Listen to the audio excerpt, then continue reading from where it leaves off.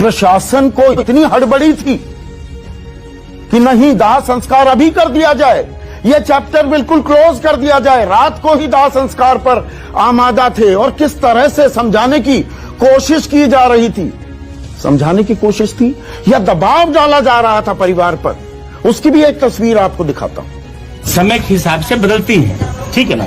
देखो, ये extra ordinary situation है, समझे ना, ये एक एक्स्ट्रा ऑर्डिनरी सिचुएशन है। इस एक्स्ट्रा ऑर्डिनरी सिचुएशन में कुछ गलतियां हुई हैं आपसे, इसको बात को आपको स्वीकार करना चाहिए। कुछ गलतियां हुई हैं आपसे, इसको बात को आपको स्वीकार करना चाहिए। कुछ गलतियां हुई हैं आपसे, इसको बात को आपको स्वीकार करना चाहिए। देखो, कुछ गलतियां और लोगों से भी हुई है, उनको भी स्वीकार करना चाहिए।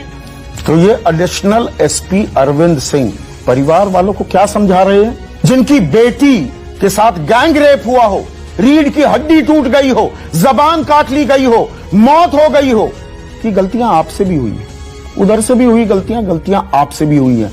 असामान्य परिस्थिति है, मान जाइए।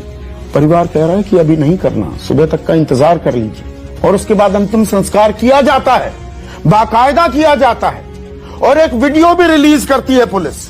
देखिए, पुलिस और काम करे ना करे, अपने बचाव की तैयारी पूरी करके रखती है।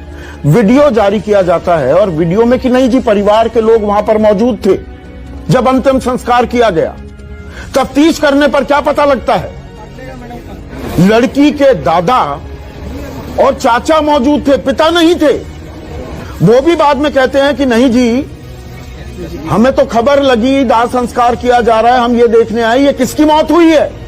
ये रात के 2 बजे की मैं तस्वीरें दिखा रहा हूं। लेकिन प्रशासन अपनी बात पर अड़ा रहा, ये समझने की जरूरत है।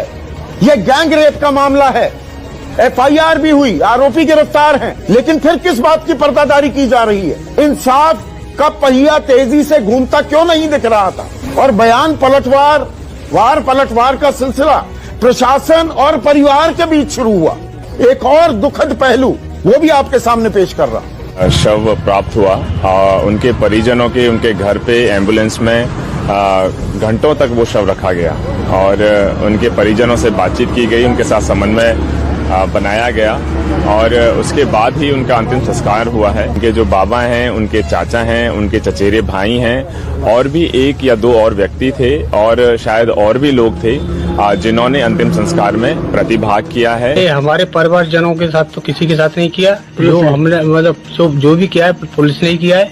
अभी हम जब डेड बॉडी जहाँ जल रही थी तो हमने सोचा कि पुलिस प्रशासन यहाँ नहीं है, तो हम लोग कुछ 2-4 लोग अपने परिवार से और हम तो उसको देखने गए थे। लेकिन हमें क्या पता थी कि वहाँ जो कुछ लोग अभी फोर्स के बैठे तो उन्होंने जबरदस्ती हमारा फोटो लिया। हमने तो अपने अंतिम संस्कार के लिए 5 कंधे डाले थे। मतलब अंतिम संस्कार, घर में इतना बड़ा हादसा हो जाए, ऐसी त्रासदी हो जाए, वहशीपन, नंगा नाच हो, एक बेटी के साथ गैंग रेप हो, परिवार सही तरीके से उसका अंतिम संस्कार भी नहीं कर सकता। अभी इंसाफ की बात तो बहुत दूर की कौड़ी है। और जब ये खबर थोड़ी मीडिया में आने लगी, मैंने कहा ना, इंसाफ तो मुंबई की सड़कों पर खोजा जा रहा था, हाथरस के बारे में किसी को परवाह नहीं थी। बात उठने लगी तो सक्रियता भी दिखी।